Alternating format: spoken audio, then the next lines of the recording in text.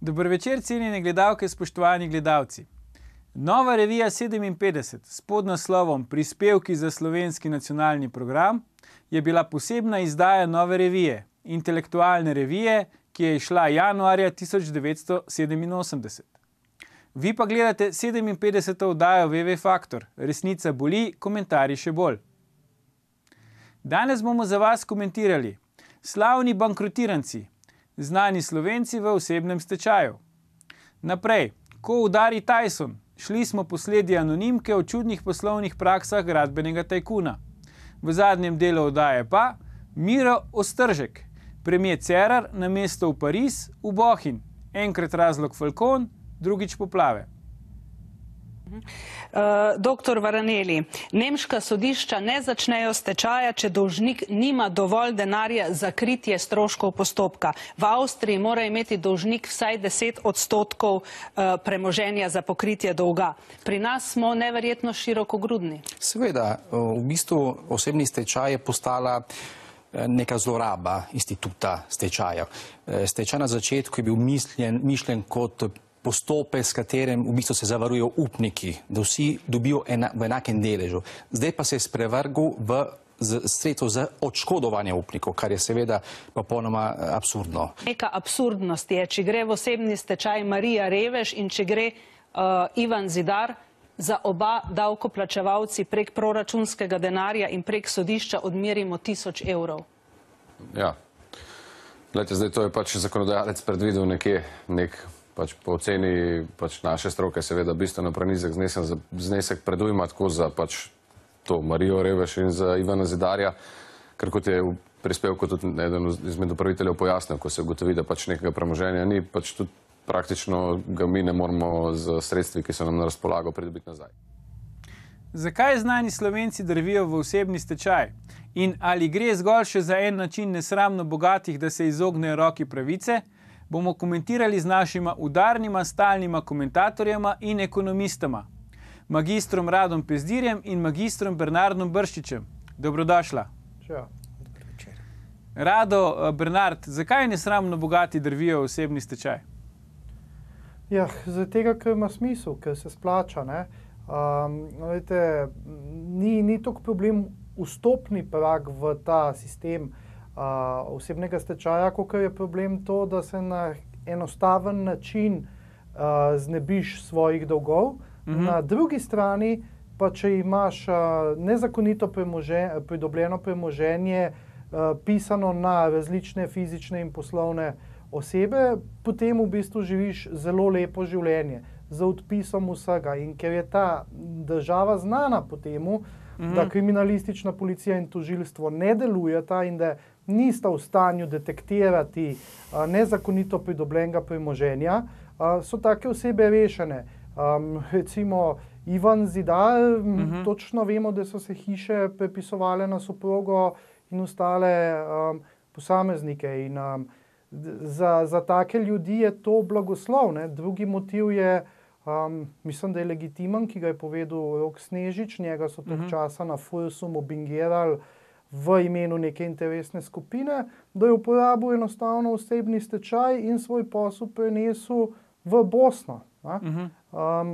Zelo velik problem je, ker kriminalisti, policija pa državno tožilstvo se jim nikoli ni niti dal pregledati, ki je nezakonito premoženje, ki je vir financiranja potrošnje za te, ki naj bi bili nominalno toliko revni, da grejo v osebni stečaj. A imamo pol, Bernard, res sam zaradi teh, ki jih omenja tudi Rado, ta inštitut? Ja, mislim, da je sploh problematična uvedba osebnega stečaja z zakonom o finančnem poslovanju leta 2008. Človek dobi občutek, da je zakonodajalec dejansko to predvidel za zaščito dolžnikov. Namreč problem slovenskega pravnega sistema je v tem, da privilegira dolžnike pred upniki, da privilegira žrtve pred storilci kaznivih dejanj. Obratno misliš storilce kaznivih dejanj. In tu se je šlo kopirati nek institut, ki pravzaprav tudi v zahodni pravni praksi ni zelo uveljavljen. Prve pojave v kontinentalnem pravu segajo tja 20 let nazaj. Skratka, ne gre za neko tradicionalno pravni institut, in ko to kombiniraš s korumpiranim kriminalistično policijo oziroma MPU-jem, nedelujočim sodstvom, nedelujočim tožilstvom, dobiš potem eksplozivno mešanico, ki omogoča tem mutibaričem, da se izogibajo pravici in živijo in se nam pravzaprav vsem posmehujejo. Ja, no zdaj mi smo sestavili lestvico prve jakostne skupine, če lahko tako rečem, znanih Slovencev v osebnem stečaju, ne. Mi smo na njo uvrstili, recimo, če bomo zdaj tole videli, čakamo, da vidimo, če bomo kaj videli. Slavni bankrotiranci, očitno še ne bomo takoj videli. No, ampak lahko vsem povem gledalcem in gledalkam. Se pravi, mi smo uvrstili na to lestvico Ivana Zidarja, Zdenka Pavčka, Igorja Jurija Pogačarja, Romana Horvata, Rok Snežič, kot je že rado rekel, pač ne more manjkati. Eno ime, ki pa recimo bode v oči, ne, ki je tukaj nekako izjema prej kot pravilo, je pa tudi mene osebno presenetilo, je pa recimo Marko Crnković, ne, znani pač novinar in publicist. Zdaj, a se vidva strinjata s tem, da on nekako ne sodi v to druščino, oziroma na kak način si vidva razlagata pač to dejstvo, da so med temi najbolj znanimi osebnimi bankrotiranci ravno ljudje, v katerih itak največ poslušamo glede finančnih malverzacij, tajkunizacije in tako naprej. No, jih je še en cel kup, ki so upravičeno, ali pa manj upravičeno, kakorkoli so noter, ne? Tisti Janezi Novaki, ne? Ampak tukaj se pa logika več ne sešteje, razumete, če imate privatizacijo SCT-ja preko Delfija, vezano na LHB in kredite iz Nove Ljubljanske banke, in nihče ni šel niti pogledat te kolobocije, ker naenkrat je Ivan Zidar v stečaju, Prebolan je za zapor, še vedno je pa živ. Jaz Ivana Zidarja nisem videl crkvati na klopci z litrom vina. To enostavno je neka neobičajna situacija, medtem ko pa Marko Crnkoviću pa iz javno znanih podatkov vemo, da so prišlo do nekih terjatev, ki so absolutno nemogoče, ne. Ti si že tudi omenjal večkrat to zadevo, kako si lahko Telemachu dolžen več tisoč evrov. Jaz to ne vem. Ja, on je recimo Telekomu dolžan 10 000 evrov. Ne? Na seznamu upnikov je recimo Telekom, poleg največji upnik je bivša žena, ne? Ampak potem so tudi recimo Telekom 10 000 evrov, Spis 11 000 evrov, ne? Telemach in taki, tako da to je res zanimivo. Ja. A veš, ta profil pove eno stvar, ne? Prvič, da je tvoj največji upnik soproga, se pravi tvoji otroci, si kar izvenserijski klošar. Ta drugo pa, jaz ne razumem, kako navadni državljani imamo po 2 neplačanih položnicah resno težavo in celo birokratsko administrativno sranje. Ta tip je pa na gomilu do 10 000. Ja, celoten dolg njegov znaša 145 000 evrov, to, ki je sodišče pač priznalo, ko mu je priznalo pravico do osebnega stečaja. Bernard, kako si ti to razlagaš, da en tak znan novinar, publicist, ne nazadnje še vedno urednik Fokus Pokus portala, predela nek osebni dolg 145 000 evrov in to že praktično 2 leti nazaj je, kar je šel v osebni stečaj? Ja, da gre očitno za moralnega pokvarjenca. Pošteni ljudje svoje dolgove odplačujemo oziroma poskrbimo, da se nam ne naberejo. Jaz mislim, da je cel institut osebnega stečaja skrajno problematičen, da ti sodišče lahko prizna odpust in da potem od tistega ničelnega dne praktično lahko v celoti denarni tok, ki ga generira tvoja zaposlitev, da si prisvojiš in da ti vsakih 10 let je omogočen odpust, da je to v bistvu v popolnem nasprotju z osebno odgovornostjo. Mislim, da se je ta praksa absolutno prekomerno razbohotila. Pošteni ljudje, če prevzemamo dolgove, jih potem tudi odplačujemo. Tu imamo pa kar neko ekskulpacijo, da je nekim privilegirancem omogočeno v nekih povezavah, da jim sodišče odpusti tudi 50, 60 ali 90%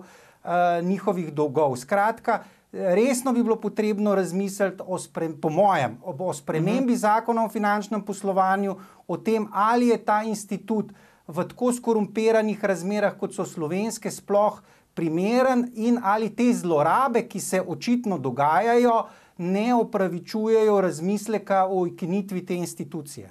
To, kar pravi Bernard, ni nepomembno. Ne? V normalnih okoliščinah bi bil osebni stečaj institut v skrajni sili. Se pravi, to je nekaj, kar se poseže recimo v 1%. Da reši človeka, ne pa da rešuje v bistvu dolžnike pred upniki. Ne? Tako, ne pa da je to sistematičen instrument, ki pa hkrati zaradi nedelovanja institucij omogoča razbremenitev dolgov in normalno življenje z denarjem, ki je v vrečkah, na črno življenje. Mene noben na svetu ne bo prepričal, da je cela serija tajkunov v osebnem stečaju na pašteti, ubogasneni luči in izključenih radiatorjih. Pa niti se ne trudijo dajati takega vtisa, da so, ne? Da bi rekli, da se saj delajo, da so res revni. Ne? Živijo na veliki nogi, tako kot so prej, ne? In se nam smejijo vsem v brk. Ne? Ključno vprašanje je, če je to pred očmi, ne? Da je ta institut posiljen in zlorabljen že nekaj let, ne? Zakaj potem z njim ustrajamo? In odgovor je samo en. Zato, ker je to še en instrument sprevržene in pokvečene korumpirane države. No, si pa manejo roke, to smo videli tudi v prispevku na začetku, stečajni upravitelji. Ne? Videli smo predsednika zbornice, ki se mu je zdelo pri osebnem stečaju najbolj problematično to, da stečajni upravitelj dobi samo 1000 evrov predujma, da začne postopek. Ne? Skratka, oni bi radi še več predujma za te postopke. Zakaj po vajenem mnenju nam zmerom rata, da ko hočemo neko stvar urediti, zmerom predelamo pol še nekoga, ki pol od te rente zelo fajn živi in v bistvu niti ni motiviran, da zadeve rešuje promptno in tekoče, ampak je bolj motiviran za to, da se čim več postopkov začne. Ja, zato, ker so v ozadju interesne skupine, ena izmed njih je gotovo so stečajni upravitelji, odvetniki, cela pravna industrija, ne nazadnje implicitno tudi verjetno sodništvo, ki je zainteresirano, da se stvari zapletajo, da imamo celo poplavo novih institucij, poplavo novih zakonov, nihče pa ne skrbi za blaginjo, se pravi blaginjo tistih, ki so prizadeti, to so pa v tem konkretnem primeru upniki, ki nastradajo in sam mislim, da je pot v dobro državo gotovo s tem, ali da se ta institut uporablja res s tresočo roko, ali pa glede na razmere, ki so, bi sam prej glasoval za ukinitev tega pravnega instituta, ker so zlorabe tako očitne, da pravzaprav ni namenjen na eni strani zadovoljitve upnikov, kakor je bil nominalno namen zakonodajalca, se pravi, da bi vsi upniki prišli do alikvotne poravnave iz stečajne mase, niti ni namenjen tem nesrečnikom oziroma prevarantov, ki prikrajšajo upnike, da bi lahko začeli na novo, ampak je namenjeno temu, da živijo dolce far niente še naprej, se pravi v razkošju, z prepisi premoženja na ljubice, zakonske partnerje, otroke, stare mame, vse. Tako, in se nam v bistvu vsi ti primeri, ki si jih izpostavil, se nam lahko posmehujejo, ker smo res neumni, da kot družba to toleriramo. Rado, preden gremo počasi na oglas in zaključimo s to temo, približno minuto časa še imamo. A imajo pa pol te, bi rekel, bankrotiranci pravico biti nekaj, kakor dajati moralne sodbe, omenjali smo že gospoda Crnkoviča, biti kakor neke moralne avtoritete, ali gre na nek način tudi za moralne bankrotirance, tako kot pravi Bernard? Jaz to morali težko presojam, ampak zagotovo pa meni Crnkovič, ki mu je žena glavna upnica, torej njegovi otroci, ne bo predaval morali, moji otroci so siti in oblečeni, nisem domov prinesel 150.000 evrov kredita. In, Telekomu plačuješ položnice? Telekomu plačujem položnice. Ta njegov klasičen bullshit, s katerim pa vzbuja neko pozornost že desetletja, pa ne bi rekel, da ne moralen, ker mi je vsem zanj, ampak patetičen. No, mi smo med prvih 7 teh slavnih bankrotirancov uvrstili tudi Roka Furlana alias Tysona in o njem bomo govorili v drugem delu oddaje, torej vrnemo se po oglasih, ko vam bomo pokazali, kako je, ko udari Tyson.